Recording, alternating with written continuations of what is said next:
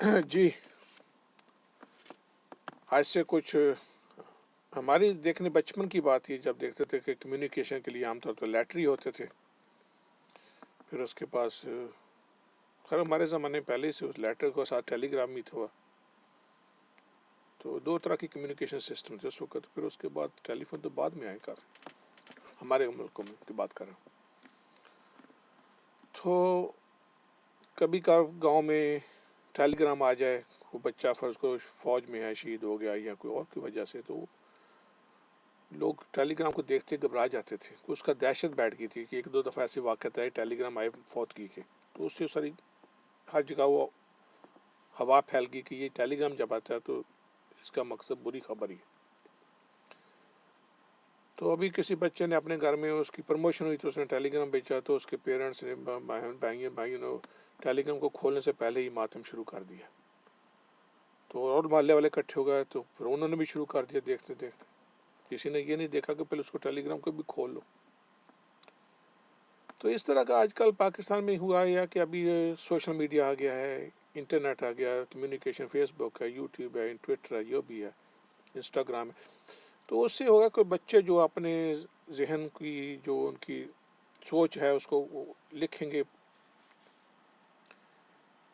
वो नेचुरली वो पढ़े लिखे हैं, साइंटिस्ट हैं, दूसरे भी हैं, जो भी हैं, दानिश्वर लोग हैं, तो उनकी सोच, वो पाकिस्तान में एक मजहबी कम्युनिटी है, पाकिस्तान एक मजहबी मुल्क है, वो उससे टकराएगी। क्योंकि मज़हब एक दकनीसी आइडियोलॉजी थी जिसको यूरोप ने तो बाहर फेंक दिया उठा के, क्योंकि ये हमारे ये बावजदाद की एक आइडियाज़ थे कि इस तरह कायनात को कोई चलाने वाला होगा या इस तरह कायनात चलती, इसकी वजह यह है कि ऊपर कोई बैठा होगा।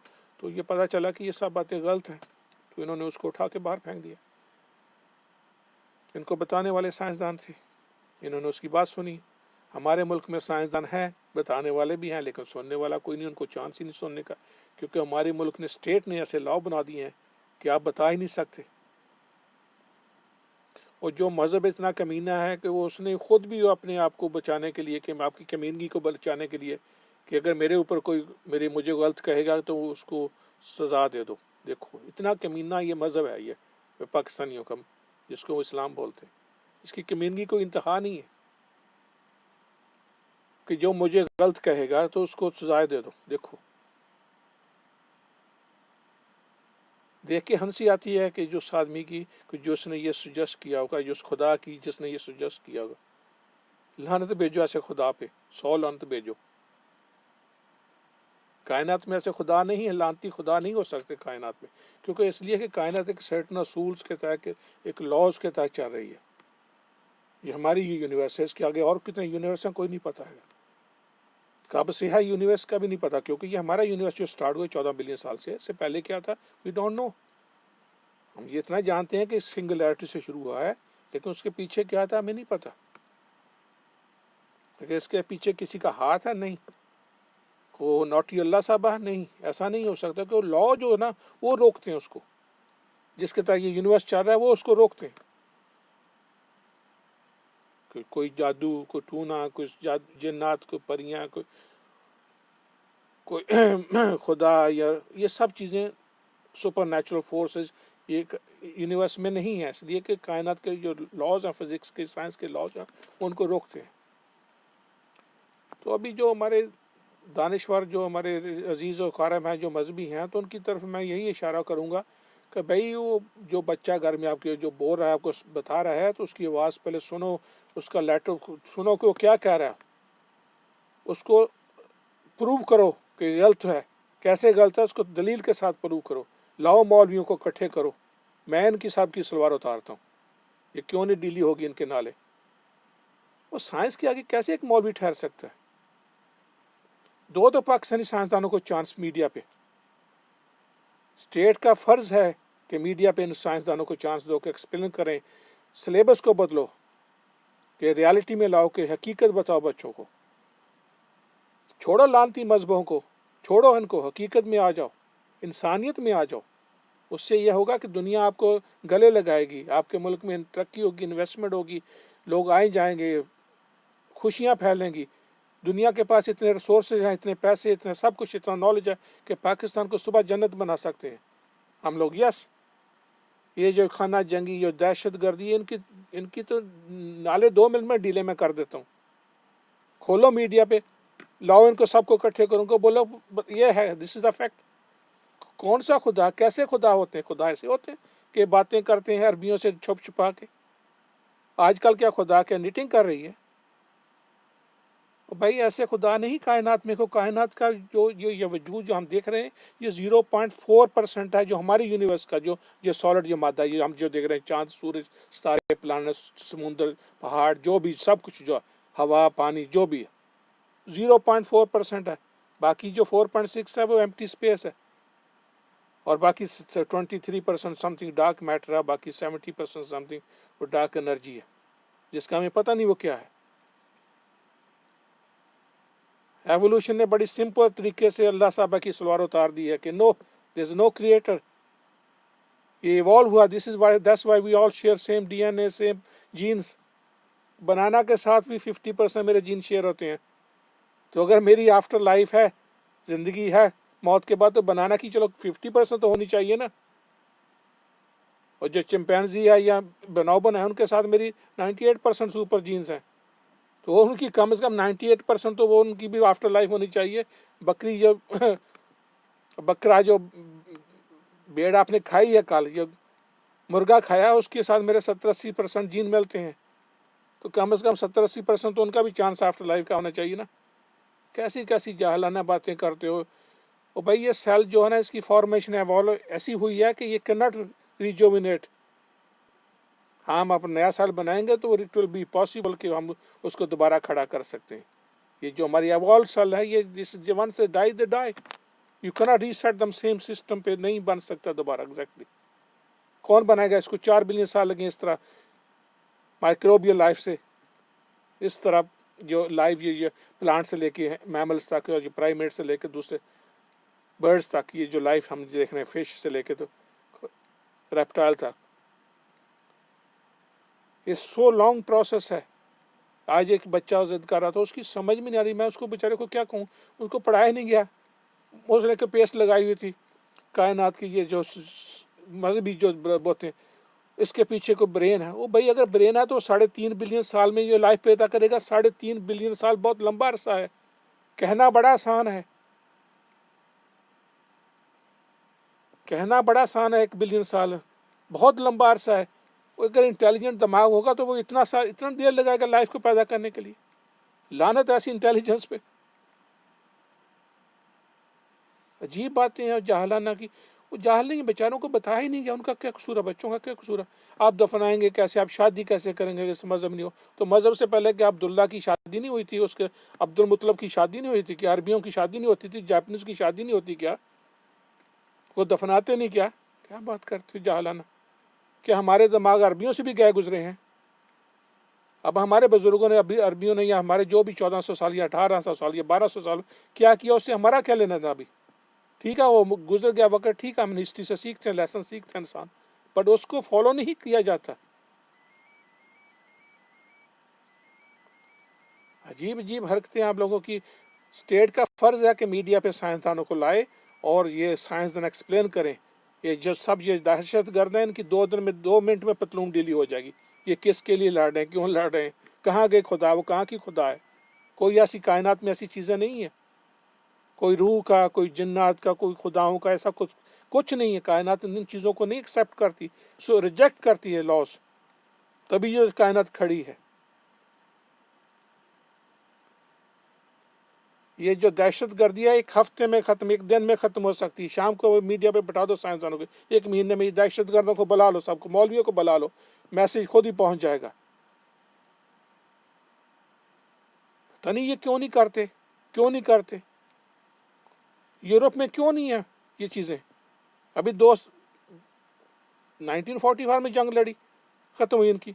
63 में इन्होंने यूरोपियन यूनियन सेट कर दी, 18 साल बाद। अब 27 मुल्कों की यूरोपियन यूनियन है कि आप जहाँ मर्जी सफ़र कर सकते हैं, जहाँ मर्जी कारोबार हो सकते हैं, जहाँ मर्जी जाके रह सकते हैं। आप भी इंसानियत में आ जाओगे तो ये एक टांग पे खड़े हुए हैं, इनके पास इतनी दौलत है, इतना नॉलेज है कि आपको भी दोबारा इंसानियत में, आपको भी अपने बराबर खड़ा कर लेंगे, आपकी हेल्प करेंगे। क्यों नहीं करेंगे? इंसानियत में तो आ जाओ पहले। और जाहलाना रस्मात से निकलो बाहर। ये जाहलाना रस्मात हैं, हमारे आबा अजदाद की थी, ठीक है, उनका वक्त गुजर गया, लेकिन इनमें कोई हकीकत नहीं है। अगर हकीकत है तो लाओ दिखाओ हमें, हम ही इनको बेचें हकीकत, तो इनको भी सबको करें मुसलमान कि सुबह ये अल्लाह ताला बस ये भी मस्जिद में बैठे हो सारे गोरे और जर्मन और जापानीज और चाइनीज, क्या डंगरों जैसी बातें करते हो। जाहलियत है, इंसल्ट करते हो आप इंसानियत की, पाकिस्तानियों की इंसल्ट है। पाकिस्तानी जो ना, जो शाम को मस्जिद जाता है, दिन को मस्जिद जाता है बगैर सोच, वो इंसानियत की इंसल्ट कर रहा है। वो जिम्मेदार है उस बच्चे का जो हॉस्पिटल में मर रहा है, वो जिम्मेदार है उस जुल्म का जो हमारी सोसाइटी में हो रहा है।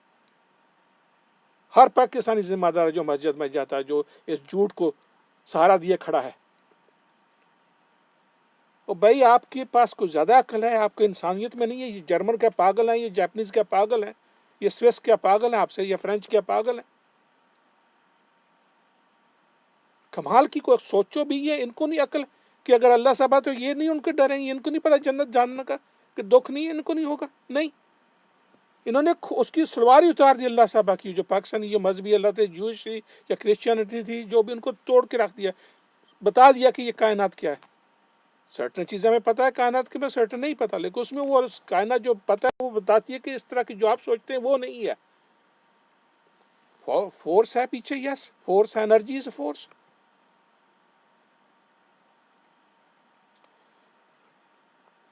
एक दो दिन मैंने ऐसी कैसी कभी पोस्ट लगा देता हूँ, एक दिन मैंने लगा दी कि gravity can be positive and negative. तो हमारे एक प्रोफेसर है, इंटेलेक्चुअल है अमेरिका में, आमिर सादी साहब, उन्होंने कहा कि ये नहीं, तो मैंने उसको अपोलोजाइज किया, मैंने उसको काट के मैंने दोबारा लगा दिया कि एनर्जी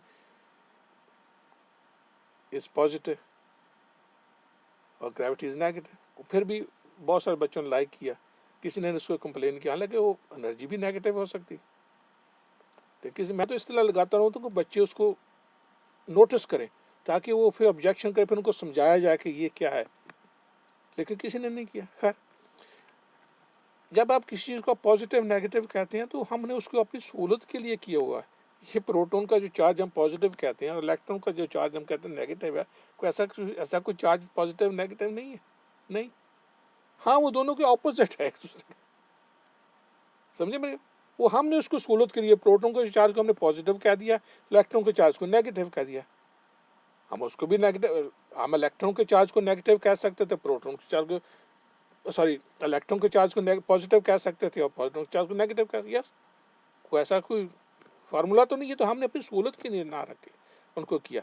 ये ऑपोजिट है एक दूसरे की। इस तरह एनर्जी जो है वो एक दूसरे की नेगेटिव और पॉजिटिव एनर्जी जो एक दूसरे ऑपोजिट है, उनको एक को हमने पॉजिटिव कहा, एक को नेगेटिव कहते हैं।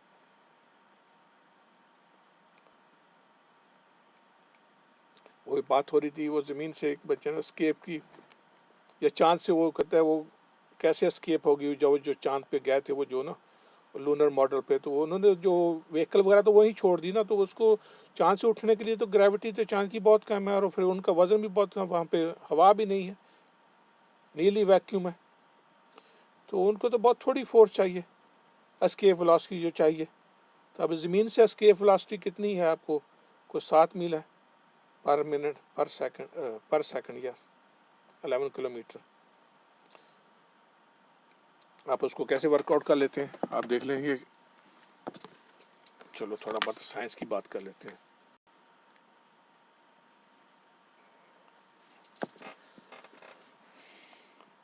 ये ज़मीन है, ये ऊपर मैं खड़ा हूँ,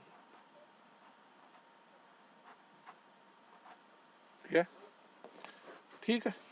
मेरे हाथ में बॉल है, मैं बॉल को ऊपर फेंक रहा हूँ, बॉल नीचे आ रहा है, फिर ऊपर फेंकता हूँ, फिर नीचे आ रहा है, फिर ऊपर फेंकता हूँ, नीचे आ रहा है, फिर इतना तेज जोर से बोलता हूँ ज़मीन की वो एस्केप वेलोसिटी कि ज़मीन की से एस्केप हो जाता है कि इन्फिनिटी की तरफ। इन्फिनिटी तो खैर नहीं रीच करो, लेकिन चलो चला जाता है बाहर ग्रेविटी से। ये काइनेटिक एनर्जी इतनी होनी चाहिए कि इसकी ग्रेविटी जो पोटेंशियल एनर्जी है जो नेगेटिव है कि वो उसको जो पीछे की तरफ वापस लाती है, वो तो उसको बीट करके वो चला जाए वहाँ पे स्पेस में। वहाँ पे क्या होगा, काइनेटिक एनर्जी उसकी फिर ज़ीरो हो जाएगी, वेलोसिटी भी ज़ीरो होगी और पोटेंशियल एनर्जी तो वैसे ही वहाँ ज़ीरो हो जाएगी क्योंकि इज एस्केप।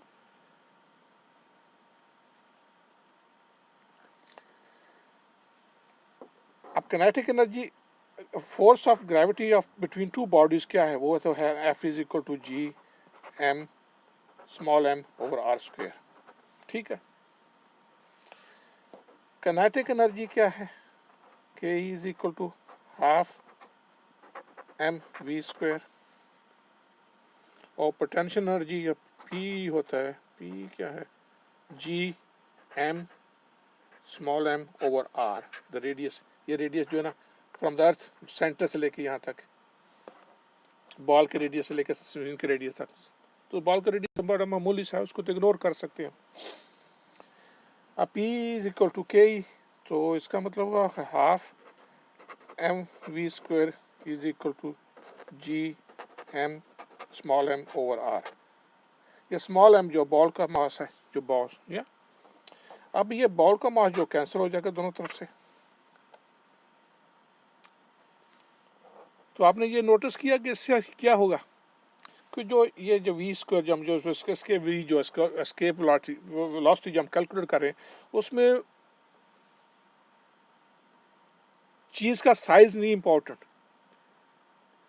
चाहे वो स्मॉल बॉल है, चाहे वो मौलाना ताहिर अशरफी है, या चाहे रॉकेट है, उनकी सब की एस्केप वेलोसिटी एक ही होगी. It's independent of the mass of the thing which is going up. आप समझे मेरी बात. उससे फोर्स या वो फोर्स तो उसके साइज से लगेगी ना, उसके बॉल की तो थोड़ी फोर्स चाहिए. ताहिर अशरफ साहब को ऊपर फेंकना स्पेस में, तो उसको बहुत फोर्स चाहिए. रॉकेट को तो रॉकेट उससे भी हैवी होता है, तो उसको और ज़्यादा फोर्स चाहिए. लेकिन सबकी जो एस्केप वेलोसिटी ना, चाहे बॉल है, चाहे ताहिर अशरफी है, मौलाना ताहिर अशरफी साहब हैं, और चाहे वो रॉकेट है, सबकी एस्केप वेलोसिटी एक ही होगी. तो वो independent of the mass of the moving article जो जा रही ऊपर जा रही. तो फिर देख लेते हैं कि इसका क्या होगा. V square is equal to 2, ये 2 ऊपर चला गया, 2G M ओवर R, ऐसा ही कुछ हुआ ना. तो इसकी वैल्यू डाल देते हैं. 2 टाइम्स G की वैल्यू है 6.67 टाइम्स 10 टू द माइनस 11,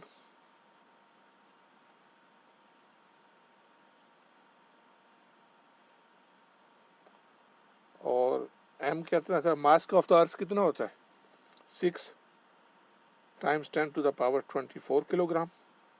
और R क्या, रेडियस ऑफ अर्थ का कितना है, इसे 6.4 किलो 6,400 किलोमीटर. तो वो 6.4 किलोमीटर को आप मीटर में कर लें तो 10 टू द पावर 6 हो गया. क्या ऐसा ही होगा ना. यस. अब ये 6.4 है, उसको मेरे ख्याल में आप इसको एक को तो 6.7 से कैंसिल कर दीजिए कि बराबर है ना, नीली.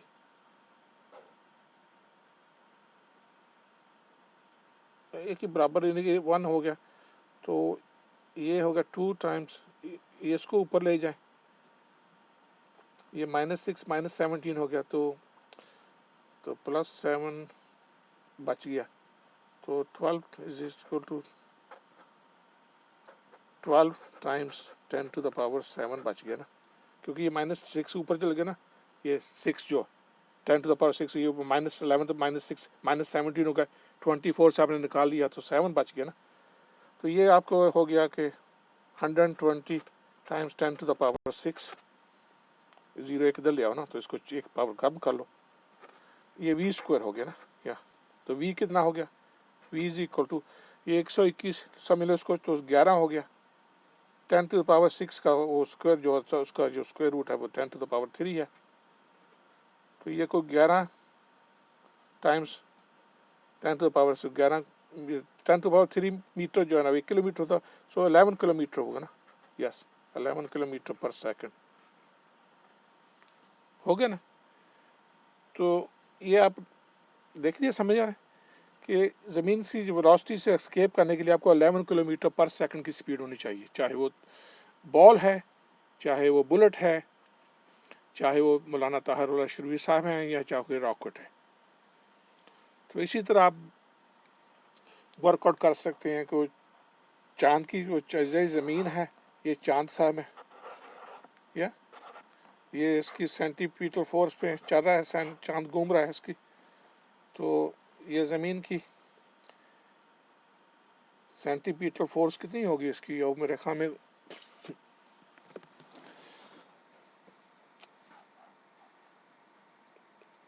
फोर्स होगी equal to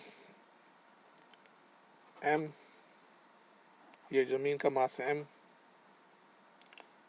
we square over R, ऐसा कुछ होगा। और जो फोर्स ऑफ ग्रेविटी इनके दरमियान है, वो जो ग्रेविटी की फोर्स है वो है G M M over R square. तो अब इन जब उनको रखेंगे दोनों को, तो इस तरह को वर्कआउट करके तो you can get out the escape velocity from the moon as well। तो वेरी सिंपल है। तो इस तरह की बातें हैं। बाकी अगर ये देखें, अगर ज़मीन है, फ़र्ज़ को ज़मीन के ऊपर मैं 1 किलोग्राम वेट रख देता हूँ, ये ज़मीन के ऊपर 1 किलोग्राम का वजन, तो इसको कितनी फोर्स है ज़मीन की तरफ खींचेगा।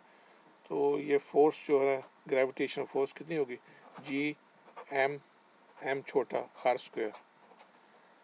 तो ये कितनी फोर्स हो जाएगी, जी का जी जो होगा वो 6.67 होगा, times M 10 to the power 6 times 10 to the power 24 times M small, ये 1 किलोग्राम है 1, और नीचे आर स्क्वायर, आर कितना होगा 6.4 टाइम्स 10 टू द पावर 6 हो गया ना, तो इसका स्क्वायर कर लो,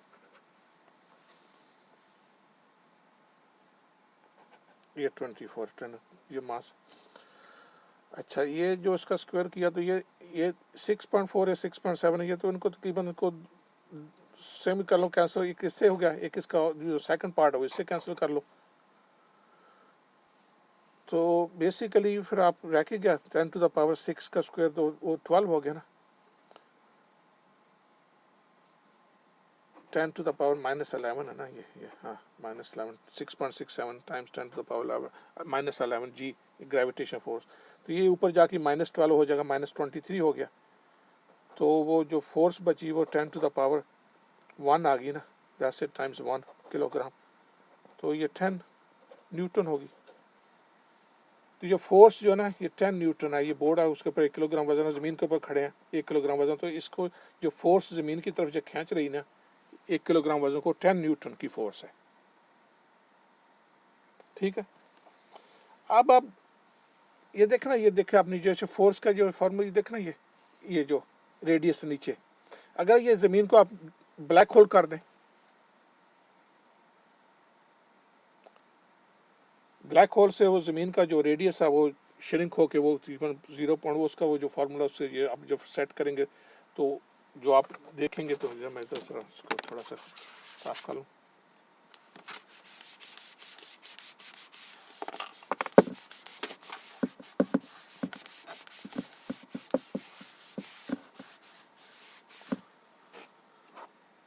तो ये जो ज़मीन को अगर ब्लैक होल हो गया ये, तो इसके ऊपर 1 किलोग्राम जो वज़न है वो कितनी फोर्स से उसको खींचेगा। तो वज़न की तो वो ये ना, वो फोर्स जो होगी वो इसको टू जी टाइम्स एम, ज़मीन का जो मास है, मास तो उसका वही रहेगा ना, उसको आपने स्क्वीज़ किया ना, मास नहीं ख़त्म होता। जब ब्लैक होल होती तो मास सारा उसको स्प्रेस होके सिंगुलैरिटी पे चला जाता है, उसको ब्लैक होल बोलते हैं। अगर मास खत्म हो जाएगा तो फिर तो ब्लैक होल का तो कुछ ना रहा ना उसके पास, नो। उसकी ग्रेविटेशन पुल तो चांद के ऊपर तो फिर वही रहेगी, चांद को तो नहीं पता चलेगा ये ब्लैक होल हो गया, ये ज़मीन अगर ब्लैक हो तो उसी तरह घूमता रहेगा, क्योंकि ग्रेविटेशन पुल तो वही रहेगी ना, तो मास वही है ना। तो इसके 1 किलोग्राम जो अब ब्लैक होल पे अगर वजन होगा तो 1 किलो ये times small M 1 kilogram over R square. ये अब इसकी वैल्यू डाल दो, 6.67 times 10 to the power -11 times 10 to 6.0 times 10 to the power 24 which is mass of the earth. ये 6 ट्रिलियन किलोग्राम है, टाइम्स 1 किलोग्राम 1। अब आप देखो ना मज़े की बात, अब इसका जो रेडियस है वो, जो इसका डायमीटर है वो मेरे ख्याल 1.6 सेंटीमीटर होता है, जब अर्थ जो आपको इसका मैंने आपको कैलकुलेट नहीं करके दिखाया हुआ, उसका भी एक सिंपल तरीका मैंने लास्ट टाइम वीडियो में दिखाया था हाउ टू कैलकुलेट द, एक फार्मूला जो आपको मैं दिखाया था लास्ट टाइम वीडियो में 47 में या 45 में या 46 में। तो इसका जो रेडियस होगा 0.8 होगा ना, तो 0.8, तो 8 को लगा लो, 0.8 टाइम्स 10 टू द पावर -3 हो गया मीटर। ये 0.8 मिलीमीटर है ना,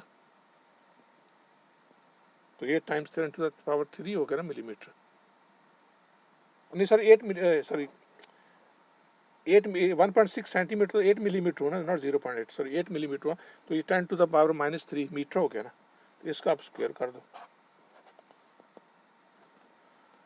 अब आप देखेंगे कि ये -11 है, ये हो गया 6, सब ऊपर ही होगा, नीचे को अब हम इसको दोबारा मत करते हो, 64 हो गया टाइम्स 10 टू द पावर -6, या इसको ख़त्म कर देते, इसको लाइन मार दो। ये 6.7 है, ये 36 हुआ, ये 64 है, तो डबल ही नहीं लिया, तो इसको हाफ समझ लो कि ये जो दोनों पावर्स है ना 6.67 टाइम्स 6.37 समथिंग, ये 64 है, नहीं लिया, हाफ गिन लो। अब ये -6 जो ऊपर जाएगा तो ये प्लस हो जाएगा, तो 24 + 6 जो है ना वो 30 हो जाएगा, 30 से -11 निकाल लो, तो ये times 10 to the power 19 newton होगा। ठीक है, समझ आपकी समझ आई है। अब ये half times 10 to the power 19 जो ना 10 टू द पावर 18 होता है बिलियन, तो 1 को इधर ले आओ, तो ये 5 हो गया, 5 टाइम्स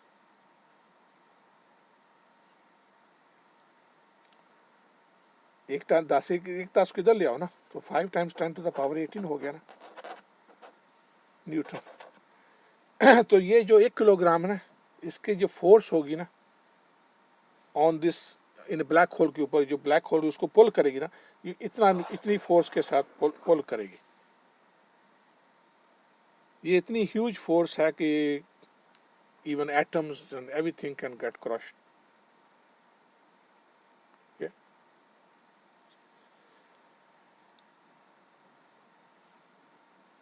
अब देखिए ना, ये इतनी फोर्स के साथ अगर ब्लैक होल में अगर आप ऊपर खड़े हैं तो आपका क्या हाल होगा।